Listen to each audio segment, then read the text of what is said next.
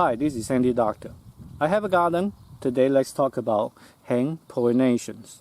Now the reason we do that is because we want to have better yield from our garden. Typically we do it in zucchini, cucumbers, pumpkin, so the good family. It's very easy to do. Of course, before you do that, you need to be able to identify the male flower from the female flower. I understand that you may not be a biologist, but it's something that you can learn in 5 seconds. Very simple. Let me show you.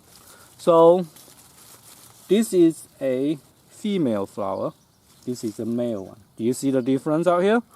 On the female one, there is a small zucchini on the bottom. This is zucchini. On the male, it doesn't. That's it. Simple as that. And the way to do it is that you pick up the flower, the male flower, and you can just pick it, okay? And you open it up, and there are pollen inside. I'm not sure if you can see that in the video, but anyhow, pollen inside. And then just open up the female one too, and just dip onto it, okay? Make sure you touch the yellow portion, the stem on the inside, and that's it, okay? This almost guaranteed that this zucchini will produce, and in a week or two, you will have your zucchini for your dinner. So simple as that. Now you may ask, why do we want to do hang pollination? And should I do it for every type of plants?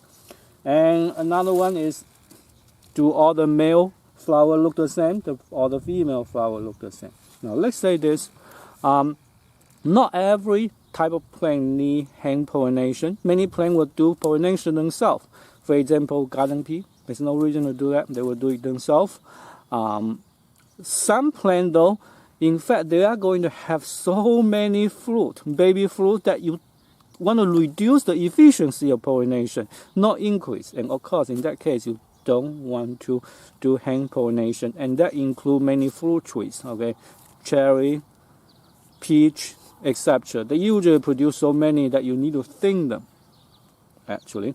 Now, normally I only do it in the good family. Again, something like zucchinis, cucumbers, and pumpkin. And the reason for that is, first of all, that male and female flower are separate. Naturally, they rely on bees, insects for pollination, but I have a small garden, I may not have that many bees. And more importantly, they produce very few female flower. And they may produce a ton of male flower. I will show you the cucumber in a second. And because of that, you really want to increase the efficiency. Otherwise, you don't really get much out of it. Okay, so that's the reason. As you can see, very simple. And if you believe that this video is helpful for your gardening, please make sure you like and subscribe. And let me take you to cucumber, which unfortunately doesn't grow very well. So as you can see, I have fun with it. Okay, let me show you the cucumber, and it has a ton of male, and today there's no female flower. So let's go look. So this is my cucumber. As you can see, a lot of flower, but all male, all male. There's no small cucumber at the back. Right? So that's why you really need to do hang pollinations. Another thing I want to say is that sometimes you expect to see a female flower the next day, but it doesn't appear to be a male one on the same day.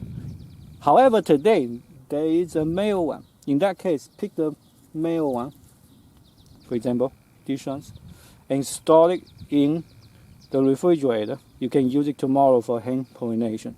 So that is another advantage of that. You know, the bees obviously couldn't do it for you. If you leave them outside overnight, the pollen usually die and they are useless. Okay? So that's what you could do. One small trick for hang pollination also. Anyhow, I hope you enjoyed this video, and I will see you in the next video. Thank you very much for watching. Bye bye.